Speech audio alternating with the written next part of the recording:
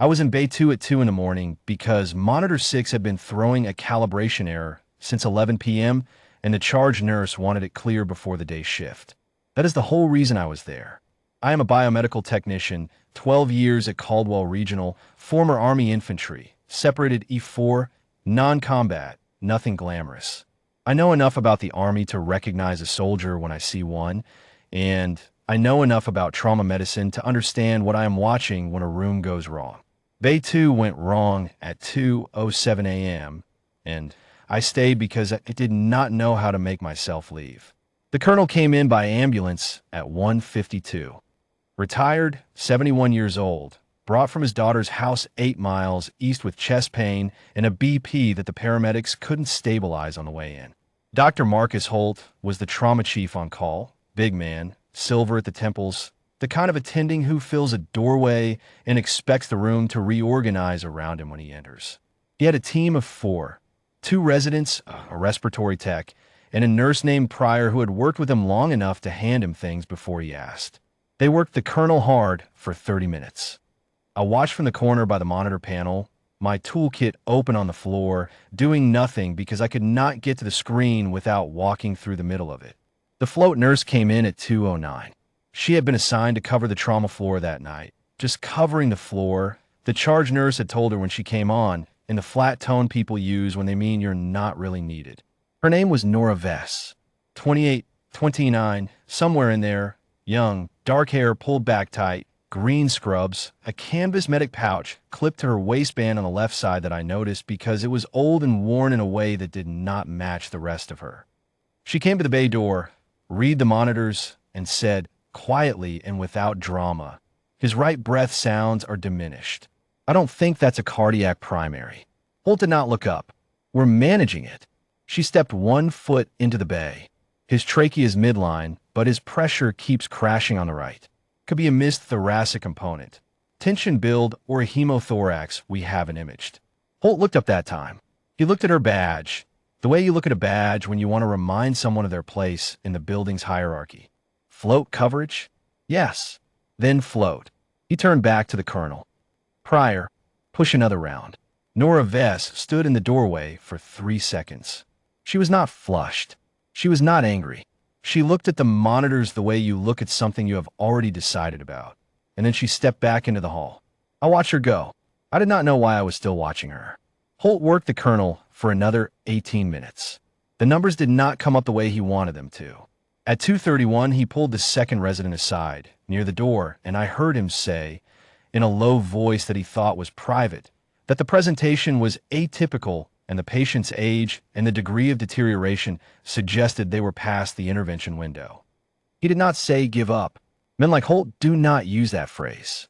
He said they should transition to comfort measures and document the attempt thoroughly. Then he walked out. The residents followed. Pryor gathered the tray. The respiratory tech powered down the vent assist and wrote something on his clipboard. Within 4 minutes, the bay had emptied to me, the colonel, and the one monitor I was supposedly there to fix. And then Nora Vess walked back in. She did not run. She did not make a speech. She wheeled the crash cart 2 feet to the left, put on a fresh pair of gloves, and leaned over the colonel with a pen light. She checked his neck, his chest wall, his tracheal position again, pressing with 2 fingers in a way I had seen corpsmen do in training footage, deliberate, systematic, reading the body the way you read terrain. She muttered something under her breath that I could not hear. Then she opened that worn canvas pouch on her hip, and I saw, in the side pocket, a small brass clasp that caught the monitor light, stamped with something I couldn't read from where I stood. I said, "You need me to get someone?" She said, "I need you to stay and keep time." I stayed. What she did in the next 22 minutes, I'm going to try to describe accurately because I think it matters that someone describes it accurately. She identified a tension pneumothorax component that the trauma team had not addressed. The colonel had an old thoracic surgery scar, low on the right, that she found with her fingers before she found it on the chart. She used a needle from the crash cart for a decompression, called the steps aloud as she went, not to me. I understood that after a moment, but to herself, the way a person calls steps when they're used to working alone and the habit is too deep to drop. She reestablished a line. She drew a panel from the secondary floor and held the vial to the light and said, quietly, "There it is," and adjusted the drip in a way I did not fully follow. She never raised her voice. She never moved faster than she needed to. The colonel's pressure came up at 243. It held at 251. At 258, his oxygen saturation climbed into a range that made the monitor stop alarming. She stood back and stripped her gloves and looked at him for a long moment. I said, should I page Holt? Page the attending on backup, she said. Tell him the patient is stable and needs imaging and a thoracic consult in the morning. She paused. Tell him the float nurse called it. She was gone before I finished dialing. I sat in that bay until 3:15, watching the colonel breathe. Then I went and found the backup attending and told him what I had seen as clearly as I could. He looked at me for a moment. He looked at the monitor readings, at the timestamp on the adjusted 4 line, at the needle mark on the right chest wall. He said, "She did a field decompression." It was not a question. He said it the way you say something when the fact of it requires a moment to settle. At 5:20 a.m., the first call came into the main desk. A man asking for the nurse who had been in Trauma Bay 2 overnight. The desk clerk told him visiting hours didn't start until 8. He said he understood. He said he would wait. By 6 o'clock, there were 11 men in the lobby. By 6:40, there were 31. I know because I counted them. I had not gone home. I had not been able to go home. They came in civilian clothes and dress uniform, both. Some in the green Army service uniform with their ribbons straight. Some in jeans and work coats. Some still in the clothes they had clearly been sleeping in when the phone rang, and they got in their cars anyway. They were quiet in the way that a large group of men is sometimes quiet when the thing they have come to do is serious, and they do not need to explain it to each other. They filled the lobby and spilled into the parking circle out front. A man in a gray coat and sergeant major's rank on his collar. The kind of bearing you cannot buy or practice. You either have it or you don't. Stood near the main desk and spoke briefly with the administrator on duty. At 7:05, Dr. Marcus Holt came through the main entrance. He had his badge and his coat and his coffee and the expression of a man beginning a normal day. He stopped walking when he saw the lobby. He stopped completely, one foot still lifted, the way you stop when the picture in front of you does not match any picture you were prepared for. The sergeant major walked to him. He did not raise his voice. "The nurse who worked Bay 2 last night," he said. "She saved that man. He was our battalion commander for 6 years. We would like to express that to her." Holt said, "I don't. The float coverage last night, she's not. She's the reason he's breathing," the sergeant major said. Not loud. Final. He turned to the room. He produced a folded document from the breast pocket of his coat. I could see the official seal on the outside, the kind of seal that means the Army has put something in writing that it wants to stand. He read it aloud. He read it to the lobby, to the morning shift coming through the door, to the residents who had filtered in for rounds and stood frozen in the corridor with their coffees going cold. He read it to Holt, who stood 6 feet away and did not move. The document described a combat medic attached to a light infantry battalion, Logar Province, 2 deployments, a destroyed aid station, 14 hours of solo care with no physician and no medevac window, 9 soldiers kept alive. It named the action and the commendation.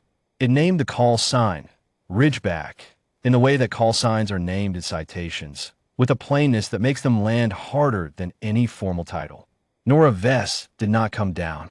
She was at the nurse's station on the 3rd floor, I learned later, finishing her charting before the end of her shift. Someone told her what was happening in the lobby. She looked at her chart, finished the line she was writing, and did not move. The sergeant major knew this.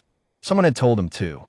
He turned to the men behind him, all 31 of them in that lobby and through the glass doors into the cold morning outside, and he called the command. 31 men came to attention. Some of them were crying. The sergeant major was not. He raised his hand in a salute toward the elevator bank, toward the floors above, toward the direction of the woman who had saved their colonel and who, 12 hours earlier, had been told to float. They held it for a long time. I have spent 12 years in this building. I have seen things that stay with you. I have seen a man die while his family stood outside the door because the traffic had been bad and they were 4 minutes late. I have seen a woman walk out of the ICU after 31 days when the doctors had given her 2. I thought I had a sense of the weight that a hospital corridor can hold. I did not know the weight until I watched 31 soldiers salute an empty hallway on a Tuesday morning in January, toward a floor where a woman in green scrubs was finishing her paperwork and would go home without saying a word about any of it. Holt stood at the edge of it the entire time. He held his coffee. He did not drink it. When the men finally came to rest and began, quietly, to shake each other's hands and make their way back to their cars and their lives, Holt set his cup on the desk beside him and walked toward the elevator. He did not look at me as he passed, but he stopped for one moment with his back to the lobby and his hand near the elevator button, and I saw his jaw set in a way that told me he had understood what he had seen. He rode up alone. I drove home at 8:15 in the gray January light, and I tried to think of something that adequately described what I had witnessed, and I could not find it. What I kept coming back to was this. Somewhere in Logar Province, on a night when everything had gone wrong, a woman named Ridgeback had kept 9 men alive in a ruined aid station for 14 hours with no help coming. She had carried that with her into a hospital where nobody knew her name. She had carried it quietly, the way soldiers carry the things they're not asked about.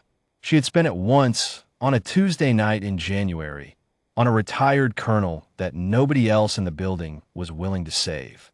And by morning, the men she had once kept alive had driven through the dark to stand for her in a hospital lobby in their best clothes, because that is what a debt like that looks like when it comes due. I do not think Nora Vess wanted any of what happened in that lobby. I think she went home and slept, and when she came back for her next shift, she put on her green scrubs and clipped that old canvas pouch to her left hip and walked onto whatever floor they assigned her, without complaint, without announcement. But I was there, and I'm going to keep being the one who says what I saw.